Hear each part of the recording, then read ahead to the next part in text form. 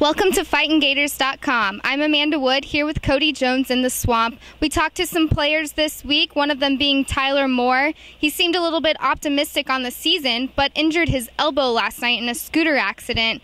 Cody, UF's offensive line has been lacking depth this whole season. How is the injury to Tyler Moore going to affect them? It's certainly going to be interesting. I think obviously we saw the optimism yesterday after he played easily his best game at Florida so far this year. Really looked a lot better against Georgia, looked more comfortable at left tackle. So I think they were optimistic going forward with him at that spot. Now it's kind of going back to square one and starting all over with them. They got 3 offensive tackles out right now. I think what you'll see them do is slide Max Garcia out the left tackle. He's been playing guard all season, so he's a little bit slower out there, but he still has proven he knows what he's doing. So I think he's the guy you'll see there, and either Ian Silverman or Kyle Coney will be playing in at left guard. But they're getting to the point now where they really can't afford any injuries in the game or anybody that has to come out at all just because of the numbers being so thin in there. So I think that's kind of where it hurts them going forward now. They've got to find a way to get through this and really just kind of get DJ Humphries back in the next couple of weeks and hope that they can move forward from there.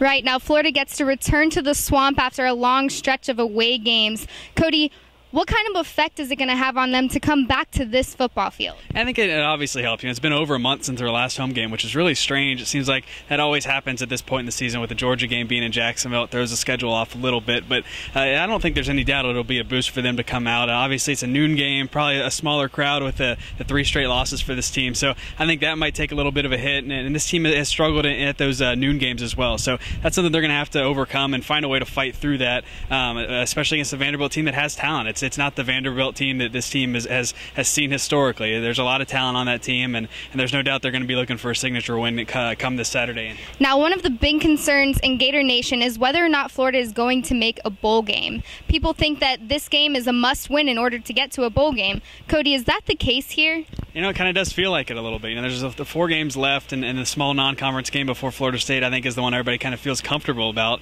But the Florida State and South Carolina game's kind of looming. I don't think anybody is feeling really good about Florida's chances in those 2. So I think with that being said, they've got to find a way to get 2 of these last 4 games to make it to bowl one. It makes Saturday extremely important. And I think if it was a normal Vanderbilt team, a lot of people would feel really confident. But this Vanderbilt team's a lot different this year. There's a lot more talent over there, and they're still kind of looking for that signature win. They beat Georgia 2 weeks ago, but they're still looking to improve a little bit more and have maybe that big win on their resume. And coming into the Swamp, I think would certainly prove as that. So they're trying to find this Florida team's trying to find 2 more wins somewhere on the schedule. If they don't get this one Saturday, I think it becomes a little bit harder to find where that second win would come from.